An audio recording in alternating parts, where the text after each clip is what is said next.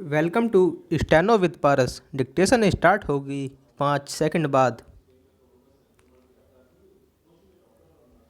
Start. Lockdown के लंबे दौर के बीच कृषि कार्यों के साथ कुछ कारोबारी गतिविधियों का शुरू होना इसलिए महत्वपूर्ण है क्योंकि यदि सब कुछ ठीक रहा तो आगे और रियायत मिल सकती है। शासन प्रशासन के साथ आम लोगों को यह सुनिश्चित करना होगा कि जिन शर्तों के साथ चुनिंदा कामों के लिए छूट दी गई है उनका उल्लंघन न होने पाए।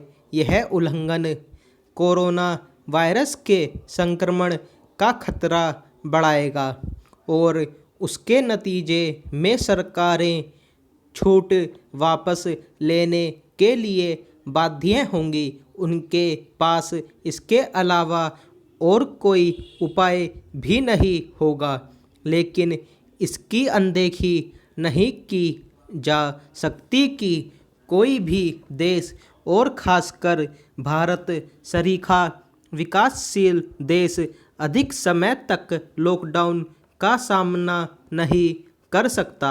लॉकडाउन का हर दिन अपनी आर्थिक कीमत वसूल रहा है, इसलिए पहले जान है तो जहान है पर जोर दिया गया और फिर जान के साथ जहान पर भी।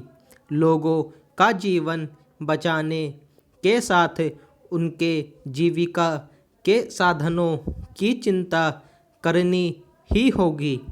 बेहतर होगा कि हर कोई यह सुनिश्चित करे कि आज से जो भी छूट मिलने जा रही है उसका दुरुपयोग न होने पाए।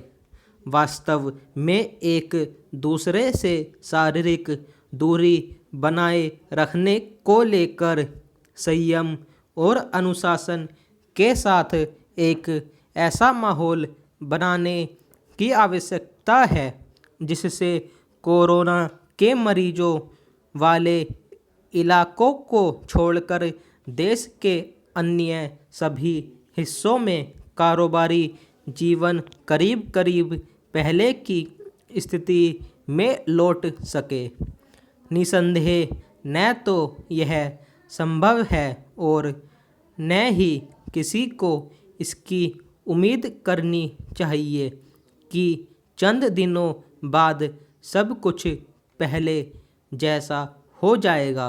फिलहाल यही लगता है कि देश दुनिया को एक अरसे तक कोरोना के साए में ही जीना होगा।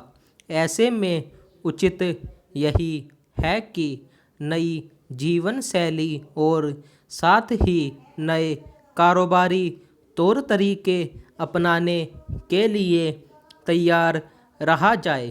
प्रधानमंत्री ने अपने एक लेख के जरिए इसी ओर संकेत किया है। उन्होंने संभावित कार्य संस्कृति के कुछ बिंदुओं का उल्लेख करते हुए जिस नए बिजनेस मॉडल की ज़रूरत रेखांकित की है वह वक्त की मांग है।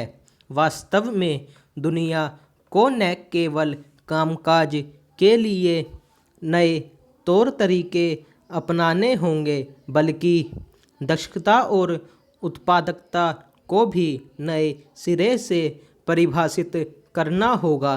इसके साथ ही उसे मानवीय मूल्यों के प्रति भी और संवेदनशील होना होगा क्योंकि यह वह संकट है जिसे मिलकर ही दूर किया जा सकता है।